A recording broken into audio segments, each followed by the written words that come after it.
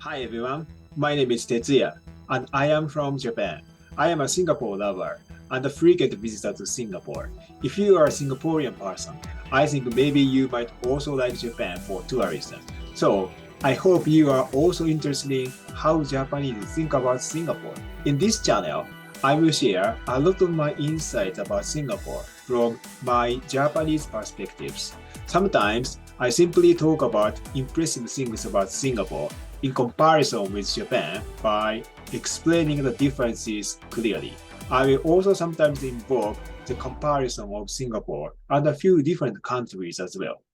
So today's theme is what I was surprised about when I visited Singapore for the first time. I visited Singapore in January 2007 for the first time.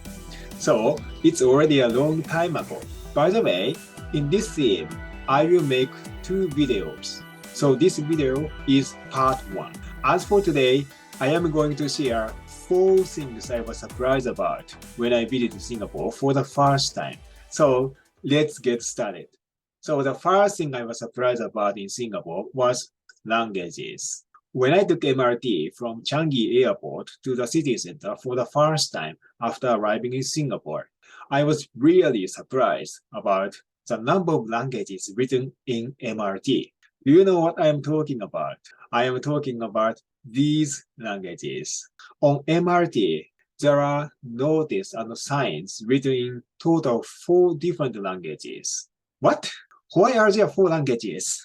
Are there any people who can speak all these four languages in Singapore? Can Singaporean people read all these four languages? Oh, though Singapore is such a small country, people speak different languages? In addition to the four different written languages, the MRT announcement was also announced in multiple languages. That's why I was really surprised. If you have been to Japan before, you might be able to guess why Japanese are surprised by this number of languages. And talking about my own experience of visiting other countries before Singapore, I at least saw two languages written on the subway in Los Angeles in the United States. On the signs of Los Angeles subway, I saw English and Spanish. So I experienced two languages maximum before Singapore, but not four. Four is even two times more than in Los Angeles. Talking about what languages were written and spoken on MRT, I later knew those languages are English, Chinese, Malay, and Tamil. But in fact, before I went to Singapore, I really had almost no knowledge about Singapore. And I thought Singapore is a Chinese people's country. And I didn't know there were some other main ethnicities in Singapore. Because of my little knowledge and misunderstanding about Singapore, even if I could see some Malay people and Indian people on MRT, and since their number was quite smaller than Chinese people, I still could not think Malay people and Indian people were also local Singaporean people.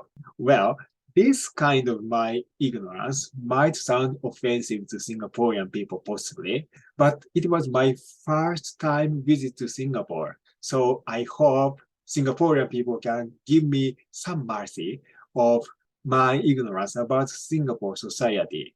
And thank you for your understanding. But still, I keep trying to learn a lot about Singapore since then, after finding the Singapore society pretty interesting. Anyway, that's why even if I could understand the reason why there were English instruction and Chinese instruction, I could not understand why there were still two more languages, Malay and Tamil.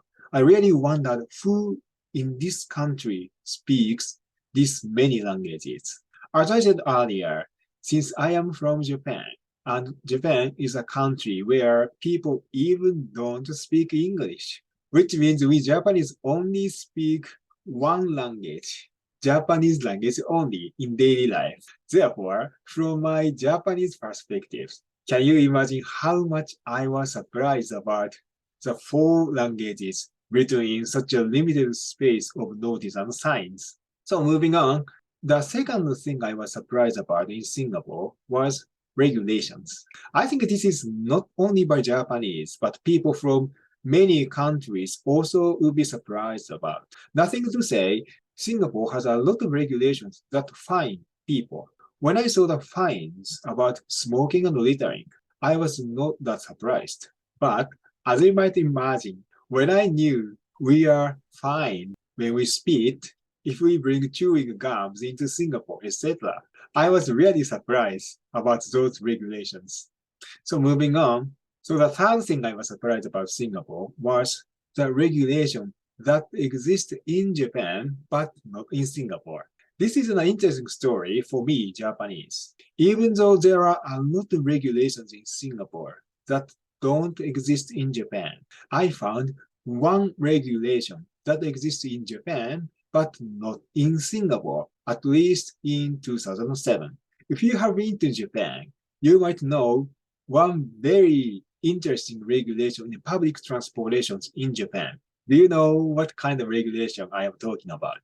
Well, that's no speaking on phone in the train or the bus.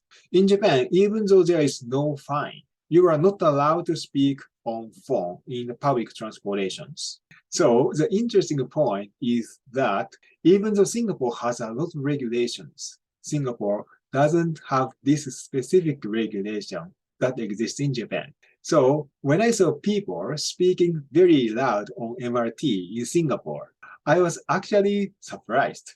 Oh, in Singapore, it is not prohibited to speak on phone on MRT. That's interesting. But yeah, sure, practically speaking, different from littering, smoking, etc., noise might not matter that much, especially if people don't care. And I found that difference from Japan pretty interesting, in fact. By the way, as for the reason why speaking on phone in the public transportation is prohibited in Japan, it is based on some history. In the past, maybe at least before 2000, pacemakers, the device that help people whose heart is weak, sometimes got an error when the strong signal of mobile phones are received by pacemakers. If that happens, it could cause a critical situation to those who have pacemakers in their bodies. That's why such a strange looking regulation was made. But it's not actually strange, at least at that time.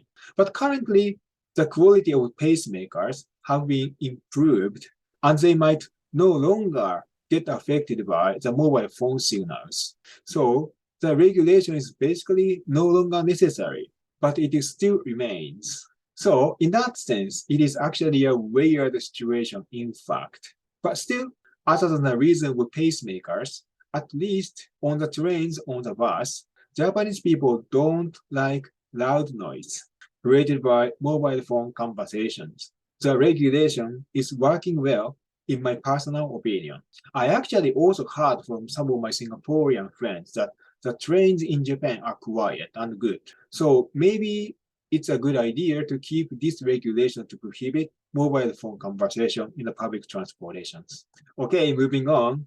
So the fourth thing I was surprised about in Singapore was really modern device at the shop. So when I was shopping at some supermarket in Singapore, I saw some really surprising system to me, at least at that time, in 2007.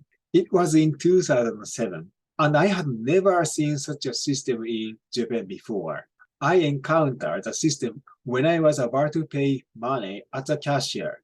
If you are Singaporean people, you might know what I am talking about. Yes, automatic cash register machine at some supermarket in Singapore. When I encountered the system for the first time, after the staff scanned all my items, the staff didn't request me money. That's why I really wondered how to make payments at the shop. Of course, I asked the staff who scanned my items, and the staff explained the place where I could make payment. Then I could finally understand the system. At that time, I could not understand why there was such a system, separation of scanning place and payment place. But now I can understand the system was very efficient and prevents a queue at the cash registers because customers take time to make payment at cashiers. So it is really an efficient system. And talking about summary of today's topic, it is as shown this way. Please comment which point I mentioned among these was interesting to you and why. I will reply to your comment and let's begin the discussion. I am going to share a lot more videos about Singapore from now on too. So don't forget to subscribe my channel to watch my future videos. Thank you and see you soon in other videos.